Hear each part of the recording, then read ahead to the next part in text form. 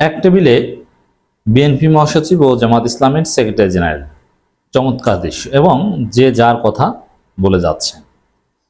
এই দৃশ্যটা বেশ কিছুদিন যাবতই আমরা দেখছি।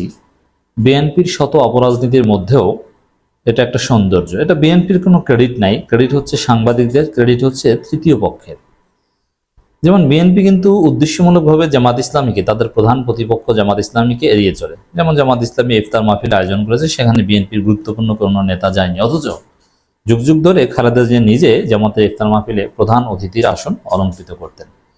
তো এবার যে জামাত ইসলামী ইফতার মাহফিল করেছে চিনমৈত্রী সম্মেলন কেন্দ্রে, সেখানে বিএনপির উচিত ছিল তারেক রহমান নিজে সেখানে ভার্চুয়ালি কানেক্টেড হবেন, ভার্চুয়ালি কানেক্টেড হওয়ার ব্যবস্থাটা রাখা। তারেক রহমান আগে দাওয়াত কবুল করলেই তো সেটা রাখা হতো, সবচেয়ে ভালো হতো, কিন্তু সেটা তো করেন নাই, বরং মির্জা ফখরুল ইসলাম আলমগীরও যাননি। চতুর্থ সারির নেতা মির্জা আব্বাসকে পাঠিয়েছেন। এর মানে বিএনপি আসলে ঐক্যের রাজনীতি বা পারস্পরিক শ্রদ্ধাবোধ, সহনশীলতা, পিসফুল কোএক্সিস্টেন্সের রাজনীতি করছে না। কিন্তু বিএনপি জামাতের শীর্ষ নেতাদের বা গুরুত্বপূর্ণ নেতারা পাশাপাশি বসে অন্য রাজনৈতিক দলের আমন্ত্রণে, যেমন আমিরে জামাত সালাউদ্দিন আহমেদ, এরা বেশ কয়েকবার পাশাপাশি বসেছেন। এরপরে আমি এখন যেটা নিয়ে আলোচনা করছি, আমরা দেখতে পাচ্ছি সাংবাদিকদের একটা অংশের একটা প্রোগ্রামে, সেখানে বিএনপি মহাসচিব মির্জা ফখরুল ইসলাম আলমগীর কথা বলছেন, তার পাশে জামাত ইসলামের সেক্রেটারি জেনারেল অধ্যাপক মিয়া গোলাম পরোয়ার কথা বলছেন।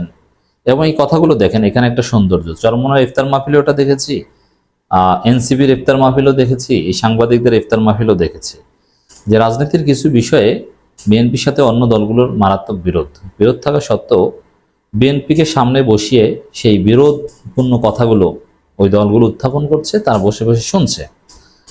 আবার যেমন জামাতের সাথে বিএনপির তো অনেক বিরোধ।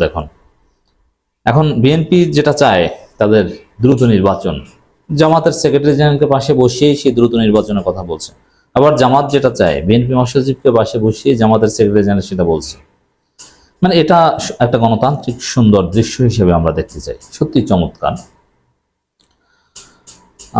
যত দ্রুত সম্ভব নির্বাচন দেওয়া উচিত মির্জা ফখরুল, নির্বাচিত সরকারের হাতে দায়িত্ব দিয়ে স্থিতিশীলতা রক্ষা করা উচিত, এটা মির্জা ফখরুল বলছেন। অথচ নির্বাচিত সরকারের হাতে দায়িত্ব দিলেই স্থিতিশীলতা রক্ষা হবে আর যত দ্রুত সম্ভব নির্বাচন, এই থিওরিতে জামাত ইসলামী বিশ্বাস করে না।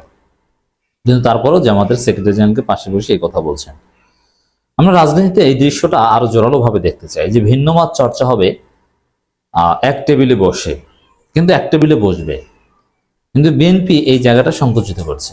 বিএনপি যদি জামাতের ইফতার মাহফিলে যেত, এবং রাজনীতিবিদদের সম্মানে বিএনপির ইফতার মাহফিল আছে, স্থগিত হয়েছে, একবার সামনে আছে, সেখানে কি ঘটে আমরা দেখার অপেক্ষায় আছি। তো জামাত বরাবরই জিতে গেছে, তারা উদারতা দেখিয়েছে। যেমন চরমোনাই পীর সাহেবের ইফতার মাহফিলে জামাত গিয়েছে, কিন্তু জামাতের ইফতার মাহফিলে চরমোনাই পীর সাহেব আসেননি। এতে জনগণের কাছে জামাতের গ্রহণযোগ্যতা বাড়ছে, যে আমিরে জামাত উদার, জামাত ইসলাম উদার, সবার দাওয়াত গ্রহণ করে, সবার সাথে মিশে, তাদের মধ্যে হিংসা বিদ্বেষ কিংবা এড়িয়ে চলো নীতি এইগুলো তো জামাত বিশ্বাস করে না। জামাত একটা পিসফুল কোএক্সিস্টেন্সে বিশ্বাস করে, পিওর ডেমোক্রেসিতে বিশ্বাস করে। বিএনপি মহাসচিব মির্জা ফখরুল ইসলাম আলমগীর বলেছেন, যত দ্রুত সম্ভব একটি নির্বাচন দেওয়া উচিত, নির্বাচিত সরকার হাতে দায়িত্ব দিয়ে স্থিতিশীলতা রক্ষা করা উচিত। এই বক্তব্যগুলোর জবাব আমরা অনেক আগে দিয়েছি।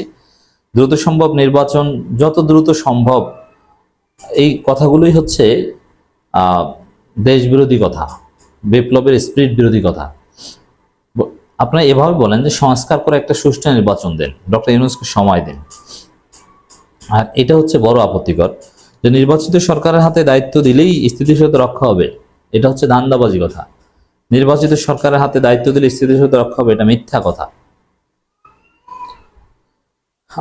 জাতীয় প্রেস ক্লাব প্রাঙ্গণে বিএফইউজে ও ডিইউজে আয়োজিত ইফতার মাহফিলে তিনি একথা বলেন। এবং এই সংগঠনটার ইফতার মাহফিলের ইতিহাসও অনেক পুরানো।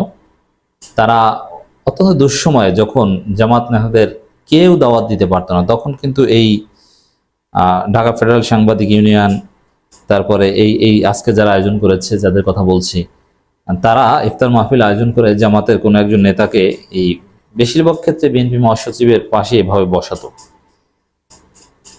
বিএনপি সংস্কারের প্রতিশ্রুতিবদ্ধ মন্তব্য করে তিনি বলেন, বিএনপির পক্ষ থেকে আমরা এটুকু বলতে পারি, আমরা সংস্কারের প্রতিশ্রুতিবদ্ধ।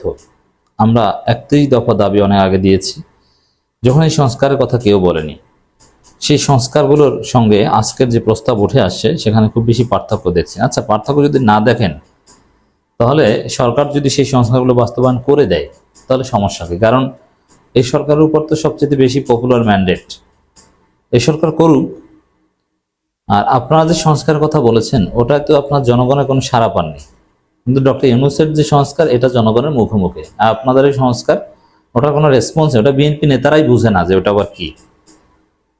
তো এটা নিয়ে এত সিরিয়াস হতে কিছু নেই। আর আপনাদের 31 দফা ছিল বেসিক্যালি হাসিনা বিরোধী বা ফেসিবাদ বিরোধী একটা এজেন্ডা।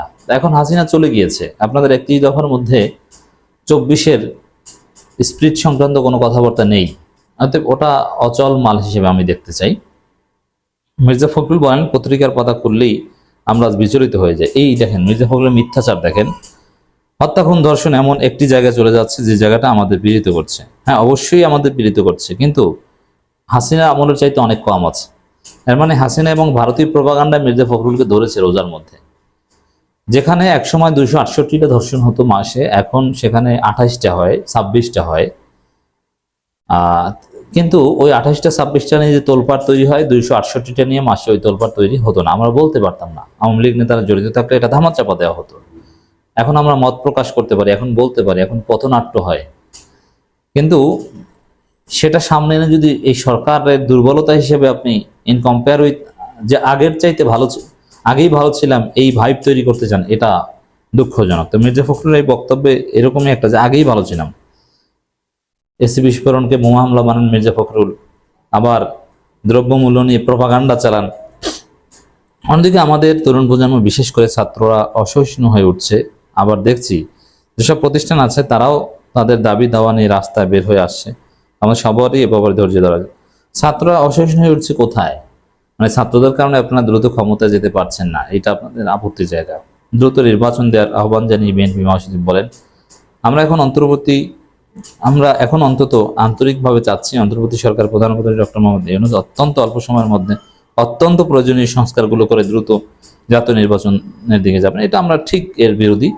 আমরা অল্প সময়ের মধ্যে কোনো সংস্কার চাই না, যথাযথ সময় নিয়ে যথাযথ সংস্কার করে সঠিক সময়তে নির্বাচন দিবেন, এটার উপর ডক্টর ইউনূসের উপর আমরা আস্থা রাখি।